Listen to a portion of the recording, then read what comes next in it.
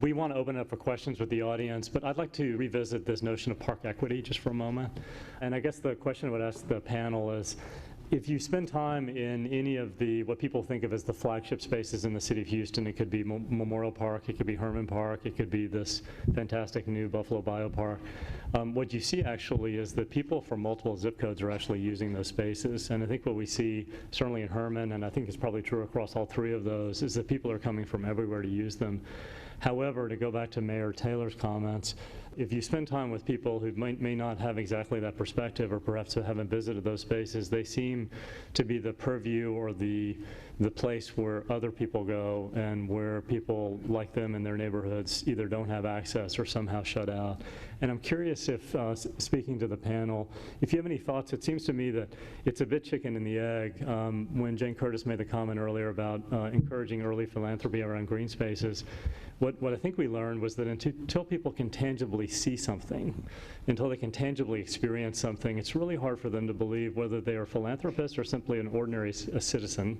Not that any citizen is ordinary, but someone you're expecting to vote for a bond, for example. So I'm just curious what thoughts you all might have in balancing that support of projects that might be perceived as elitist, trophy, and somehow excluding the larger population, with using those same projects to bring lots more people into the room and into the conversation.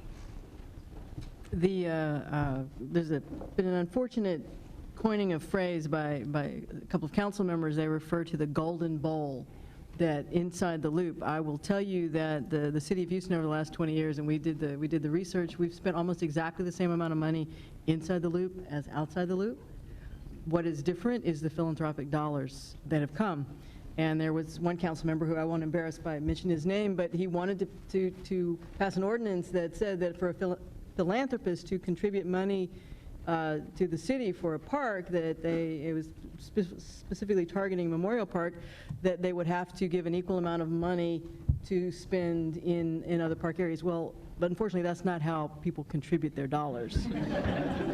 But so from an equity standpoint, the city tries to spread its money equally, and that's why these I'm particularly excited about the Bayou Greenway 2020 or 2.0 or whatever it's now being called, because these are green spaces in every neighborhood of Houston, but it's not just what happens along the bayou. The critical piece is going to be the connectors into neighborhood parks, but then we're going to have to take another step forward. And I venture to say, when all of us on this panel were kids, we were sent out to play outside. Nobody sends their kids out to play outside anymore. So we're going to build this. We have to make sure that people use it too, and there's a chicken and egg there. Michael?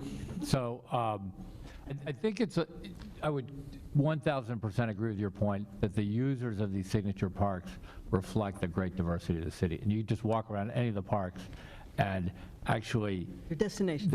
They're destinations, and typically if you go to Herman Park, the majority of folks are Anglos, and the vast majority are non-Anglos. And the other thing that I point out is that with respect to the bayou, so Braves Bayou, you go from the Ship Channel to Katy, and in the process you go through a Hispanic neighborhood, African American, Anglo, Hispanic, Asian, and then Anglo again. And so you got on one bayou, you're connecting all the incredible diversity of Houston. So it's more, to the mayor's point, it is sort of where the signature parks happen to have landed, but that is as much as anything a function of where did we already have big parks.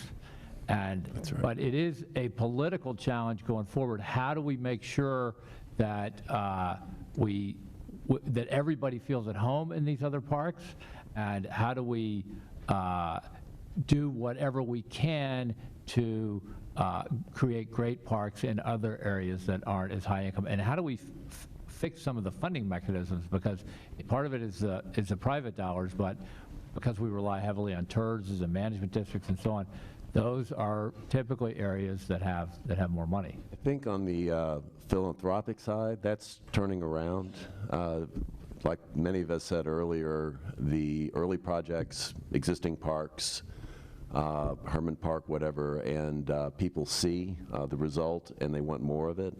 And even with philanthropy, $100 million now has been raised for Bayou Greenways. Most of that money is going into these neighborhoods that have been historically underserved. So I think it's kind of, we're in the middle of a natural process. We have a long way to go. And it's going to take beyond just design, like I said, land acquisition, funding, management, operations, strategies, things like that. But we're on our way. Yeah, the other thing that I would just point out on this thing is the connections outside the loop, creating safe connections to green spaces. These are areas that were built, they're post-war neighborhoods, so the design of the streets is much more automotive-centric and much more difficult to adapt than some of the more dense areas inside the loop. So that's a big challenge that we're going to have as we think about getting people out to the Bayou Greenways and to new park areas outside the loop. I would add, too, that the last two big park developments that the city of Houston has done is in terms of greenfield parks. I've been in far north Houston in an African-American neighborhood. They are our skate park, North Houston Skate Park, which is actually the largest skate park in North America. And if you don't have a skateboarder in your family, you don't know that, but it's phenomenal. And next door, late last year, we broke ground on a new BMX park, which will be a competition class BMX park. So we're also thinking about what the next generation likes to do. Tom Bacon and I rode out there the other day, and I thought he was going to hop on a board and break his back. I've been out there a few times. Okay, now I want to open up to the audience for questions.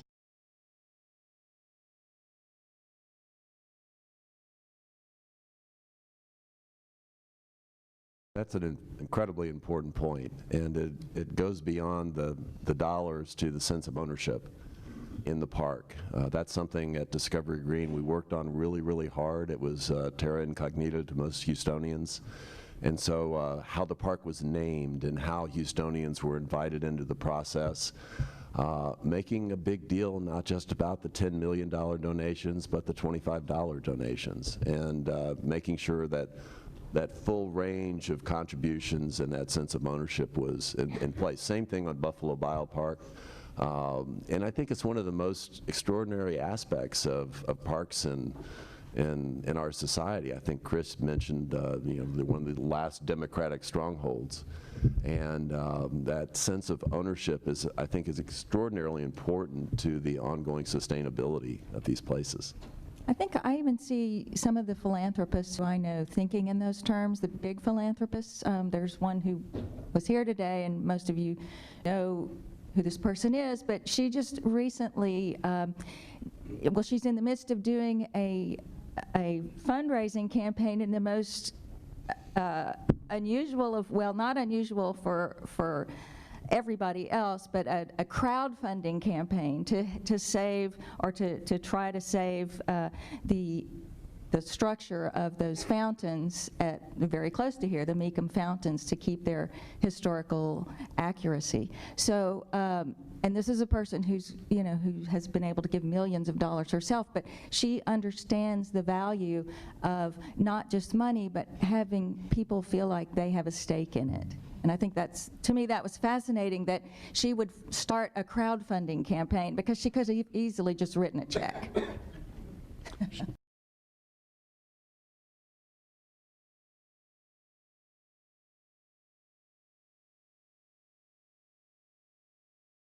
If I could just comment on that. So at the Parks Board, we do, I put it on your calendars, it's the 24th of March, we do an annual Bayou Greenway Day. March 26th, thank you. And to do just that, to bring people out on new sections of trail that we finished. And we look forward to the day in maybe a year or two, maybe next year, when we do a citywide Bayou Greenway Day, where we get every neighborhood out on every bayou in Houston. That's kind of the holy grail in that, and that's our vision.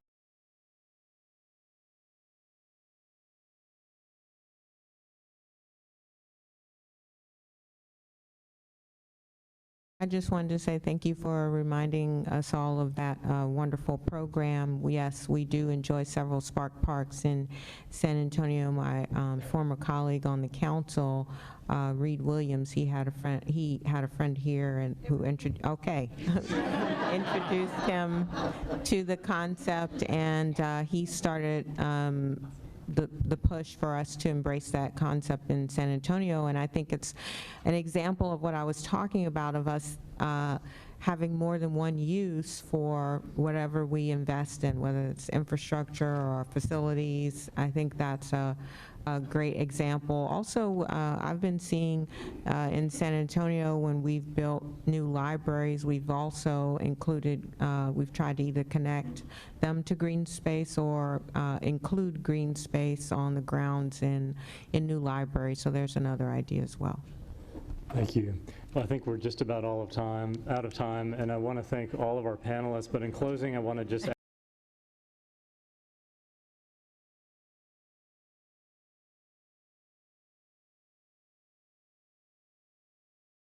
It's an incredible opportunity for Houston, and yes, it's going to cost $6.5 billion, which is a lot of money.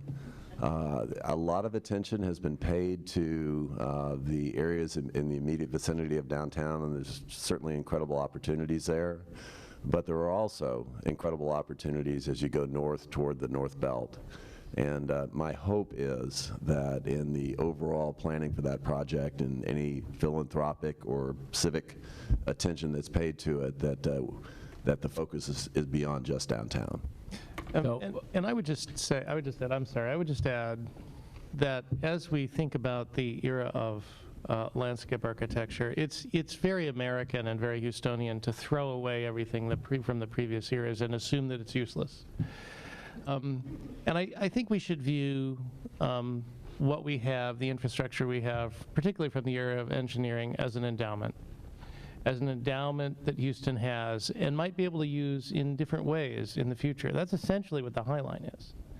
And as I look all around the country at both efforts to reuse old linear infrastructure like the High Line and to manipulate freeways with caps and so forth over the freeway, such as in Dallas, I think we have to recognize that the infrastructure that we have from the era of engineering, it may not go away, but it also may not be needed in the way that we have traditionally used it. And instead of just abandoning it, kind of like the Astrodome, or tearing it down, we should also think about the possibility of reusing it in new and unusual ways in this new era of linear connectivity, I'll call it.